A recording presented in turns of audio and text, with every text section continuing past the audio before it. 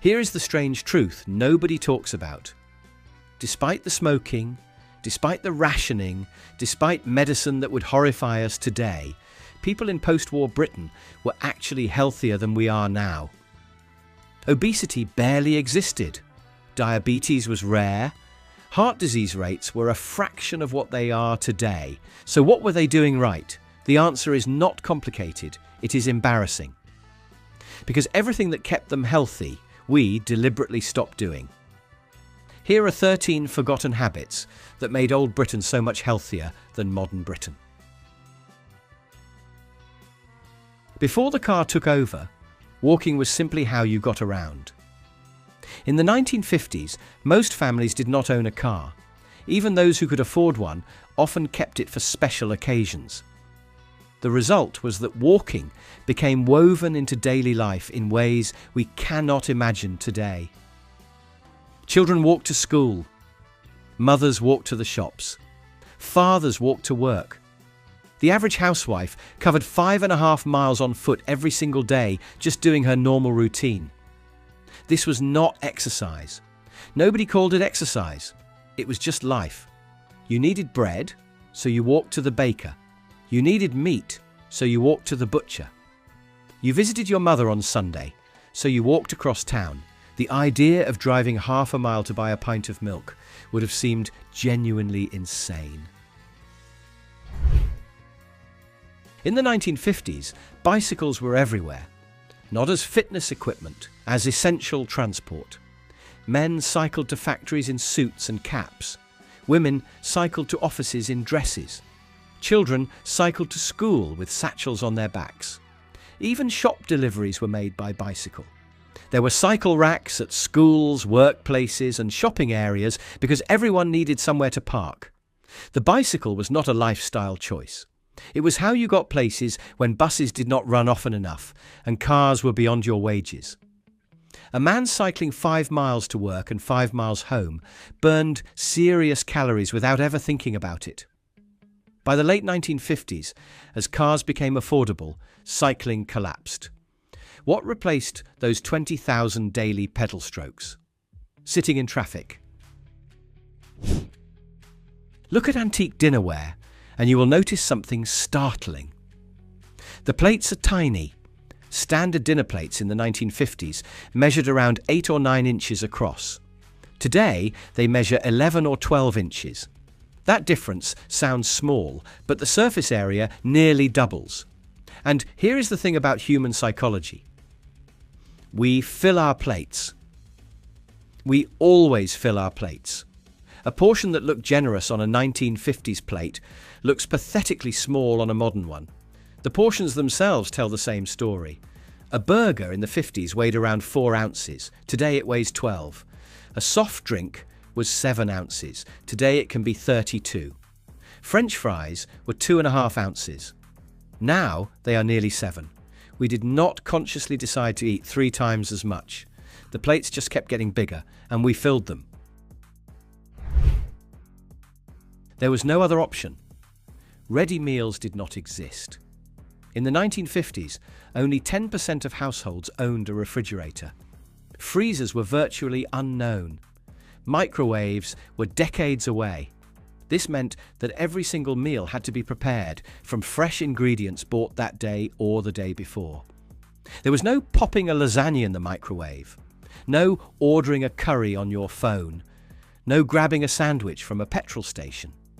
The average housewife spent hours each day cooking, peeling vegetables, preparing meat, making pastry from flour and fat.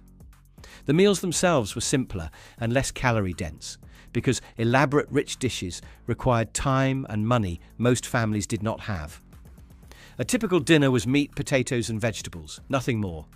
That simplicity was accidental, but it kept people thin. The concept barely existed. You ate breakfast, dinner and tea, perhaps a biscuit with your mid-morning cuppa. That was it. The idea of grazing throughout the day, of keeping a drawer full of crisps at your desk, of eating because you were bored rather than hungry, simply was not part of how people lived. Partly this was cultural. Snacking was considered common. a sign of poor self-control. Partly it was practical. Food cost money. You did not waste it on pointless nibbling between proper meals. Today, the average person eats 5 or 6 times daily. We have entire aisles in supermarkets dedicated to snack foods that did not exist 60 years ago. Crisps were a rare treat, not a daily habit. Chocolate bars were for special occasions.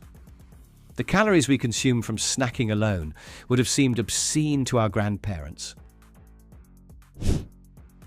Here is a number that will shock you. Housework in the 1950s took 57 hours per week. Today, it takes around 2. Without washing machines, laundry meant hours of scrubbing, wringing, and hanging clothes to dry. Without vacuum cleaners, carpets were beaten by hand. Without dishwashers, every plate and pan was washed in the sink. Without central heating, fires needed laying, coal needed carrying, and ashes needed clearing. The 1950s housewife took 15,000 steps daily just keeping house. That is 5.5 miles of walking around her own home.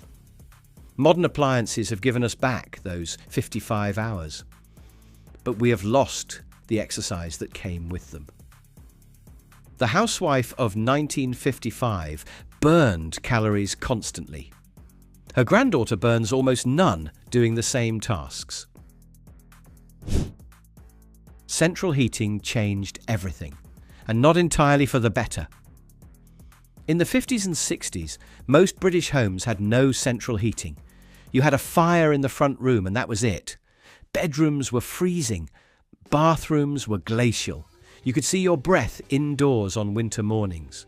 Hot water bottles were essential survival equipment.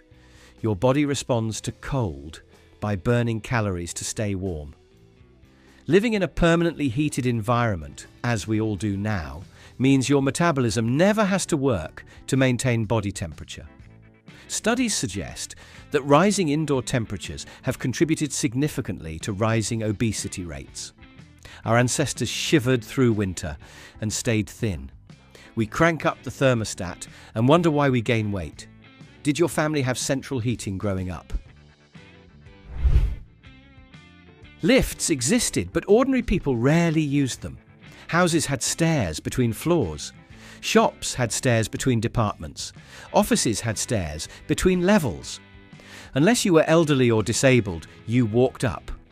Taking the lift when you could take the stairs would have seemed lazy, almost shameful. The average person in the 50s climbed far more stairs daily than we do today. Stairs strengthen legs, hearts and lungs. They burn serious calories. They maintain the mobility that keeps people independent into old age. We have replaced them with escalators and lifts, and then paid gym memberships to use stair climbing machines. The irony would be funny if it were not so depressing.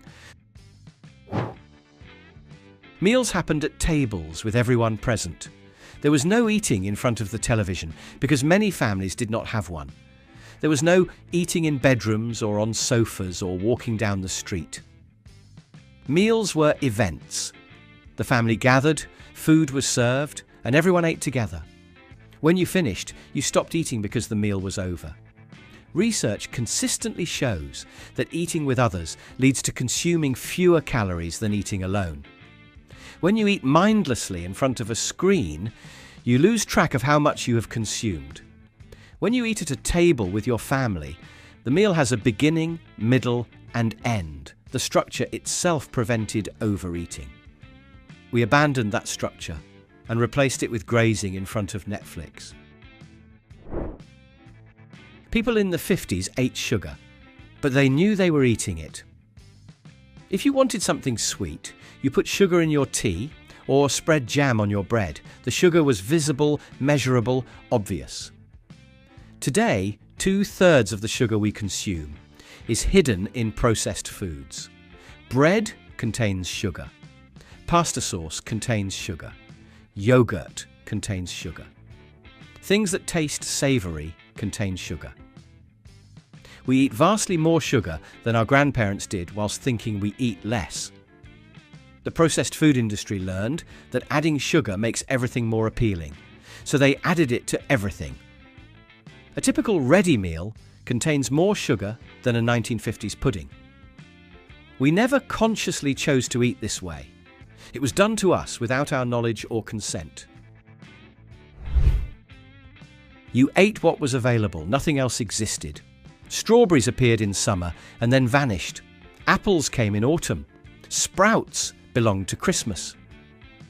The idea of eating any fruit or vegetable at any time of year, flown in from the other side of the planet, was fantasy. This meant that diets naturally varied throughout the year. Different seasons brought different nutrients. Local food also meant fresher food. Vegetables were picked yesterday, not 3 weeks ago in another hemisphere. Freshness meant higher nutrient content. It also meant food spoiled quickly, which prevented overeating. You bought what you needed for today because tomorrow it would be past its best. The Sunday roast was special precisely because meat was expensive. Working-class families in the 50s ate far less meat than we do today. Meals were bulked out with vegetables, potatoes, oats and pulses. Meat appeared in smaller portions, stretched with gravy and accompanied by piles of cabbage and carrots. The idea of eating meat at every meal would have seemed extravagantly wasteful. This accidental near-vegetarianism turned out to be healthier than the meat-heavy diets we adopted when meat became cheap. Red meat consumption peaked in the 1960s and obesity rates followed. Our grandparents ate meat once or twice a week and stayed thin. We eat it twice a day and wonder what went wrong. People went to sleep when it got dark because there was nothing else to do. Without televisions in every room, without computers, without smartphones, the evening offered limited entertainment. You listened to the wireless for a while, perhaps read a book, then went to bed. Children were in bed by 7 or 8, adults followed by 10. The idea of staying up until midnight, scrolling through social media, was not possible and would have seemed bizarre. Sleep matters enormously for weight and health. Lack of sleep disrupts hormones that control appetite. Tired people eat more and move less. Our grandparents got 8 or 9 hours nightly without trying. We average 6 or 7 and compensate with caffeine and sugar. 13 habits. None of them complicated. Walk more. Cycle when you can. Eat smaller portions on smaller plates. Cook from scratch. Stop snacking. Do physical work, accept some cold. Take the stairs. Eat with others. Avoid hidden sugar. Eat seasonally, reduce meat. Sleep properly. Which of these old habits do you remember? Which ones have you tried to bring back? And which ones do you think made the biggest difference? Share your thoughts in the comments